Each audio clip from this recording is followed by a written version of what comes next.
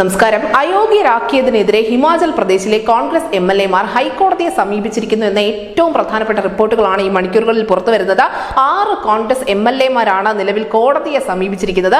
പ്രശ്ന പരിഹാരത്തിന് വേണ്ടി കർണാടക ഉപമുഖ്യമന്ത്രി DK ശിവകുമാറിന്റെ നേതൃത്വത്തിൽ കോൺഗ്രസ് ഒരു 6 അംഗ സമിതിയെ നിയോഗിച്ചതിന് തൊട്ട് പിന്നാലെയാണ് ഈ വിമതരുടെ ഭാഗത്തു നിന്നും നീക്കമുണ്ടായിരിക്കുന്നത്.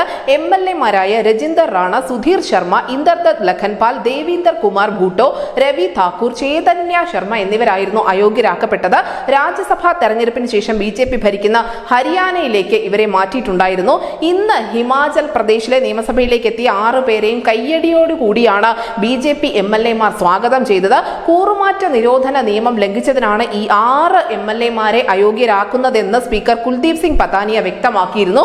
രാജ്യസഭാ തെരഞ്ഞെടുപ്പിൽ സംസ്ഥാനത്തെ ഏക സീറ്റിലേക്ക് മത്സരിച്ച ഏകദേശം വിജയമുറപ്പിച്ച അഭിഷേക് മനു സിംഗ്വിയുടെ നില ക്രോസ് വോട്ടിംഗിലൂടെ ായിട്ടുണ്ടായിരുന്നു. അഭിഷേക് മനു സിംഗ്വിക്കും BJPയുടെ ഹർഷ് മഹാജനും 34 വോട്ടുകളാണ് ലഭിച്ചത്. തുടർന്ന് നറുക്കെടുപ്പിലൂടെ BJP സ്ഥാനാർത്ഥിയെ വിജയിയായി പ്രഖ്യാപിക്കുകയായിരുന്നു.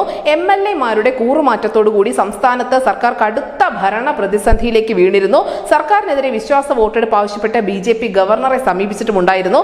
പിന്നാലെയാണ് മന്ത്രി വിക്രമാദിത്യ സിംഗ് രാജിയുമായി മുന്നോട്ട് വന്നത്. ഈ രാജി പ്രഖ്യാപിക്കുകയും ചെയ്തതോടുകൂടി കോൺഗ്രസ് ഭരണകൂടം കനത്ത ആശങ്കയിലായി. പ്രശ്നപരിഹാരത്തിനാവട്ടെ കർണാടക ഉപമുഖ്യമന്ത്രി DK ശിവകുമാറിന്റെ നേതൃത്വത്തിലുള്ള ഹൈക്കമാൻഡ് സംഘത്തെ ഹിമാചൽ പ്രദേശിലേക്ക് അയക്കുകയും ചെയ്തിരുന്നു. ചർച്ചകൾക്കൊടുവിൽ വിക്രമാദിത്യ സിംഗ് രാജി പിൻവലിച്ചിരുന്നു. ഇത് കോൺഗ്രസിന് നൽകിയ ആശ്വാസം ചെറുതായിരുന്നില്ല.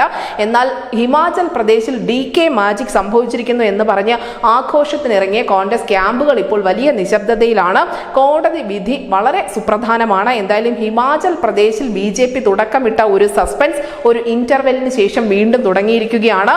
ഈ അയോഗ്യരാക്കപ്പെട്ട 6 MLAമാരുടെ കാര്യത്തിൽ ഹിമാചൽ പ്രദേശ് ഹൈക്കോടതി എന്ത് വിധി പറയും എന്ന ആകാംക്ഷയിൽ കൂടിയാണ് രാജ്യം. News desk news India Malayalam.